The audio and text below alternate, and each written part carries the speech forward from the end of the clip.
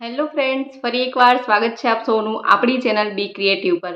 તો શું તમને પણ સમય પહેલા ચહેરા પર કરચલીઓ, દાગ કે વાળ ખરવાની સમસ્યા સતાવી રહી છે?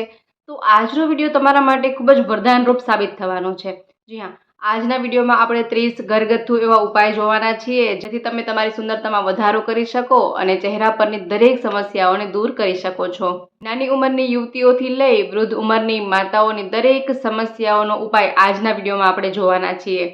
સાથે જ સ્ત્રીઓના શરીરમાં આવતા હોર્મોનલ ફેરફાર, શારીરિક નબળાઈ અને સુંદરતાને લગતા દરેક પ્રશ્નોનો ઉકેલ આજના વિડીયોમાં આપણે જોવાના છીએ।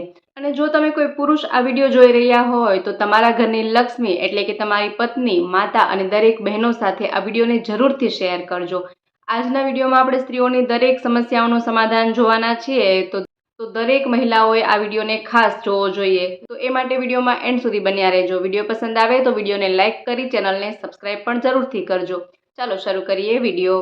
તો નંબર 1 થી શરૂઆત કરીએ તો જો તમારા વાળ સમય પહેલાં સફેદ થવા લાગ્યા હોય તો નાળિયેરના તેલમાં થોડા કઢી પત્તા એટલે કે મીઠા લીમડાના પાન ઉમેરવા અને તે તેલને ગરમ કરવું, ઉકાળવું।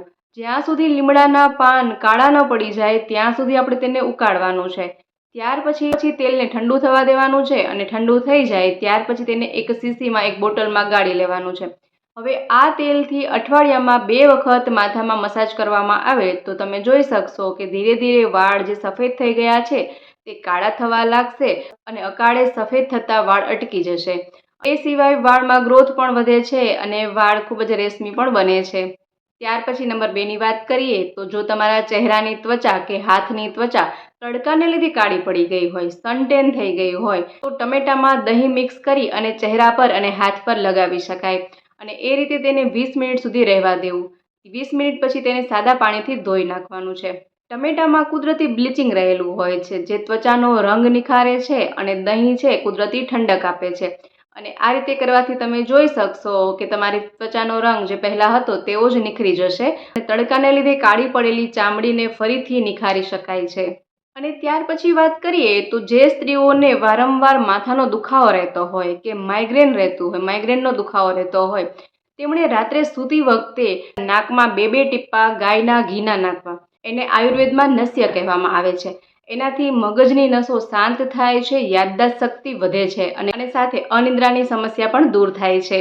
એ સિવાય જેમની ખૂબ જ તૈલી ત્વચા છે, ઓઇલી સ્કિન છે, વારંવાર ચહેરા પર ખૂબ જ તેલ આવતું હોય તો એમણે મુલતાની માટીમાં થોડું ગુલાબજળ મિક્સ કરી અને ચહેરા પર લગાવવું। મુલતાની માટી છે તે ચહેરા પરનું જે વધારાનું ઓઇલ હોય, તેલ હોય તેને શોષી લે છે અને ખીલ થતાં અટકાવે છે।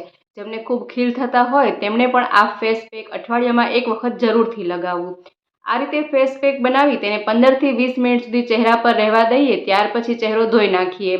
આ રીતે અઠવાડિયામાં 1 વખત કરવાથી તમે જોઈ શકશો કે ચહેરાનો રંગ નિખરે છે અને જે ઓઇલી સ્કિન છે તે નોર્મલ સ્કિન બનતી જશે। અને એ પછી જે સ્ત્રીઓને થાઇરોઇડની તકલીફ હોય તેમણે રાત્રે 1 ગ્લાસ પાણીમાં 2 ચમચી આખા ધાણા ઉમેરી અને આખી રાત પલાળી રાખવું। ત્યાર પછી બીજા દિવસે સવારે એ પાણીને જ્યાં સુધી એ પાણી અડધું ન થઈ જાય ત્યાં સુધી તેને ઉકાળવાનું છે। હવે એ ધાણાવાળું પાણી પીવાનું છે। એનાથી થાઇરોઇડના હોર્મોન્સ બેલેન્સ રહે છે અને થાઇરોઇડમાં તમને ઘણી રાહત જોવા મળશે। એ પછી વાત કરીએ તો જેમના ચહેરા પર ખૂબ જ રૂંવાટી છે, ખૂબ જ વાળ છે, તેમણે ચણાના લોટ એટલે કે બેસનમાં થોડી હળદર અને થોડું સરસવનું તેલ મિક્સ કરી ઉબટન બનાવી અને ચહેરા પર લગાવવું અને તેને હળવા હાથે ઘસવું, માલિશ કરવું। એનાથી શું થશે કે ચહેરા પરની જે રૂંવાટી છે તેમના મૂળ નબળા પડવા લાગશે અને ધીરે ધીરે તે ચહેરા પરની રૂંવાટી ઓછી થવા લાગશે। તો આ ઉપટન પણ ચહેરા પરની રૂંવાટી ઓછી કરવા માટેનો ખૂબ જ અસરકારક ઉપાય છે। અને ત્યાર પછી વાત કરીએ કે જેમના દાંત ખૂબ પીળા પડી ગયા છે તેમને સરસવના તેલમાં થોડી હળદર અને થોડું મીઠું મિક્સ કરી અને આંગળી વડે જ દાંત પર ઘસવાનું છે। એનાથી તમે જોઈ શકશો કે મોતી જેવા સફેદ દાંત થઈ જશે। સાથે જ જેમને પેઢામાંથી લોહી નીકળતું હોય તો એ લોહી પણ બંધ થઈ જાય છે।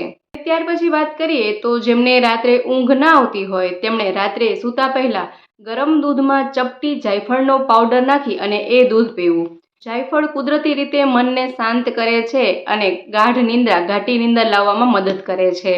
પરંતુ ખાસ યાદ રાખવાનું છે કે દૂધમાં જાયફળની માત્રા ખૂબ જ ઓછી ઉમેરવાની છે, વધારે જાયફળ પણ ન ઉમેરવું। અને જે સ્ત્રીઓને શરીર પર સ્ટ્રેચ માર્ક, ખાસ કરીને પ્રેગ્નન્સી વખતે જે સ્ટ્રેચ માર્ક થઈ ગયા હોય ત્યાં એલોવેરા જેલમાં વિટામિન ઈની કેપ્સ્યુલ મિક્સ કરી અને રાત્રે સૂતી વખતે તે ડાઘ પર લગાવવાનું છે.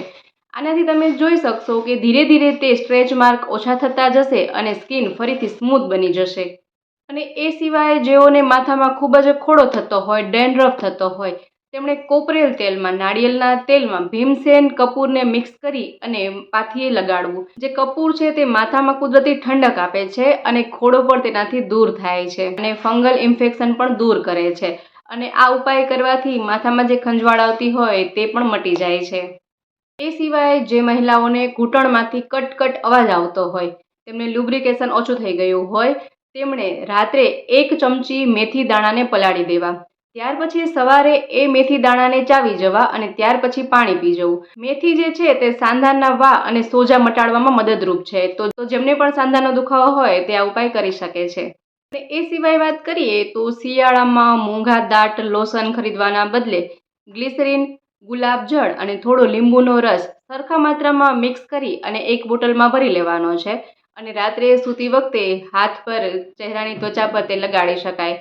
એવું કરવાથી લોશનની જરૂર રહેતી નથી અને આ રીતે તમે હર્બલ લોશન બનાવી શકો છો. આનાથી જરા પણ ત્વચા ફાટતી નથી અને ત્વચા પર એક અલગ જ ચમક જોવા મળે છે.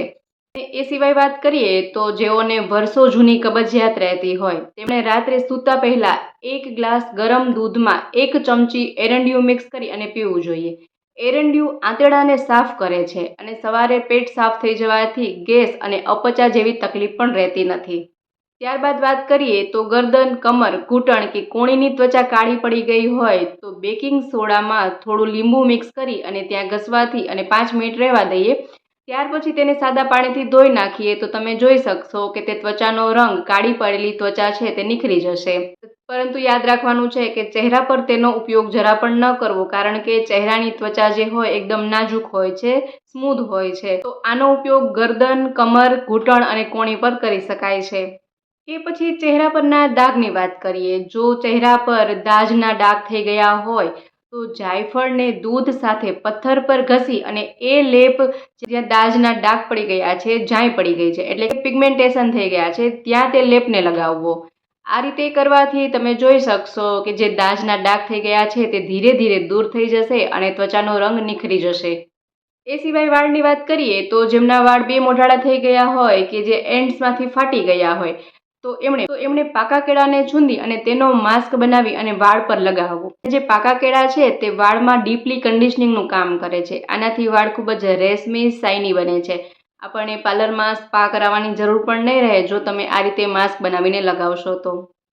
એ સિવાય જે સ્ત્રીઓનું શરીર ખૂબ જ વધતું હોય, વજન ખૂબ વધે છે, તો તેમણે કોલેસ્ટ્રોલને નિયંત્રણમાં રાખવા અને હૃદયને સ્વસ્થ રાખવા માટે દરરોજ સવારે દૂધીનો રસ પીવો અને તેમાં ફુદીનાના પાન અને તુલસીના પાન જરૂરથી મિક્સ કરવા.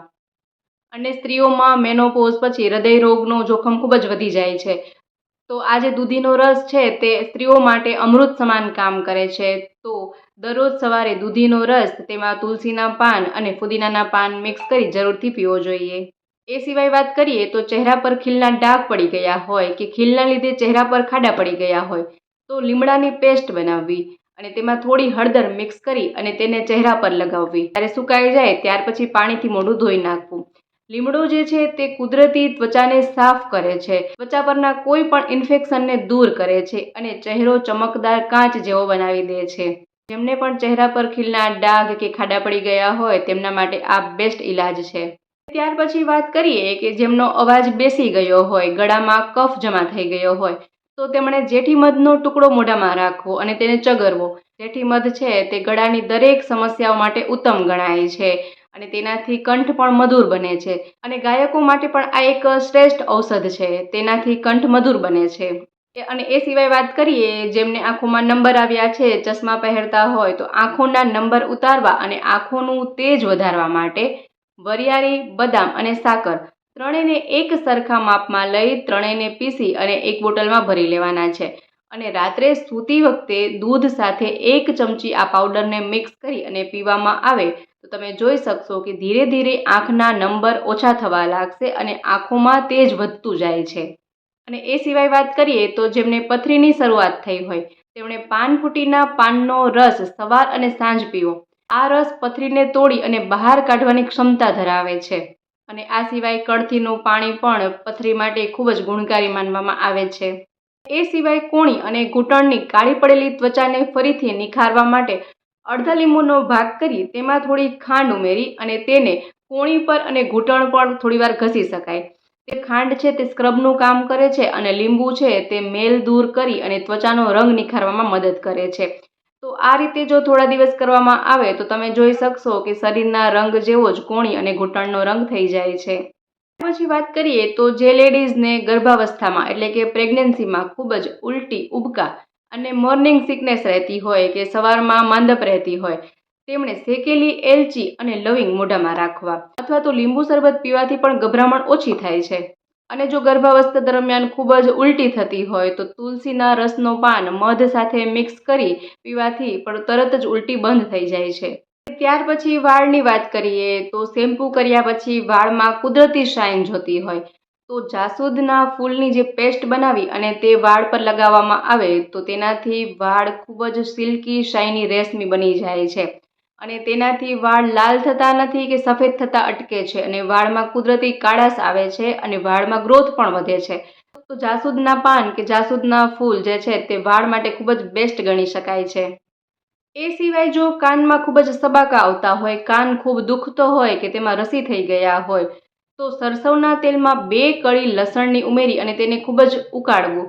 લસણની કળીઓ કાળી પડી જાય ત્યાં સુધી તે તેલને ગરમ કરવાનું છે. ત્યાર પછી તે તેલને થોડું ઠંડુ થવા દેવાનું. હવે એ તેલના 2 ટીપા કાનમાં ઉમેરવાથી કાનનો દુખાવો બંધ થઈ જાય છે, કાનમાં પરુ એટલે કે રસી થયા હોય તે પણ બંધ થઈ જાય છે અને કાનમાં સબાકા આવતા હોય તે પણ બંધ થઈ જાય છે. અને જેમને વારંવાર ચક્કર આવતા હોય તો તેમણે સૂકા ધાણા અને સાકરને સરખા માત્રામાં લઈ અને તેનો પાવડર બનાવી લેવાનો છે. જ્યારે પણ એવું લાગે કે ચક્કર આવે છે ત્યારે 1 ચમચી એ પાવડર ઠંડા પાણી સાથે પીવાનો છે. એનાથી ચક્કર આવતા બંધ થઈ જાય છે અને શરીરને અને મગજને ઠંડક મળે છે અને ચક્કર આવતા તરત જ બંધ થઈ જાય છે. અને ત્યાર પછી વાત કરીએ કે પગમાંથી ખૂબ દુર્ગંધ આવતી હોય, જેમણે આખો દિવસ બૂટ મોજા પહેરી રાખ્યા હોય તો પગમાંથી સ્મેલ આવતી હોય તો થોડું હૂંફાળું પાણી, ગરમ પાણી કરી અને તેમાં લીંબુનો રસ અને થોડું મીઠું ઉમેરી અને થોડીવાર માટે પગને એ પાણીમાં બોળી રાખવાના છે. એનાથી પગના બેક્ટેરિયા નાશ પામે છે અને આખા દિવસનો થાક પણ ઉતરી જાય છે અને પગમાંથી દુર્ગંધ પણ દૂર થઈ જાય છે. હવે લાસ્ટ અને ખાસ ઇમ્પોર્ટન્ટ ટીપની વાત કરીએ તો જે લેડીઝ સદા યુવાન દેખાવા માંગે છે, જેમણે પોતાની ઉંમર કરતાં નાનું દેખાવું છે, તેમણે શું કરવું જોઈએ? તો તેમણે દરરોજ 1 આમળાનું સેવન કરવું જોઈએ. તો તેમણે દરરોજ 1 આમળાનો મુરબ્બો ખાવો જોઈએ અથવા તો દરરોજ 1 ચમચી આમળાના પાવડરનું સેવન કરવું જોઈએ. આમળામાં એન્ટી એજિંગનો ગુણ હોય છે, જે તમારા ચહેરા પર એજ દેખાવા નથી દેતું અને તમને સદા યુવાન જ રાખે છે.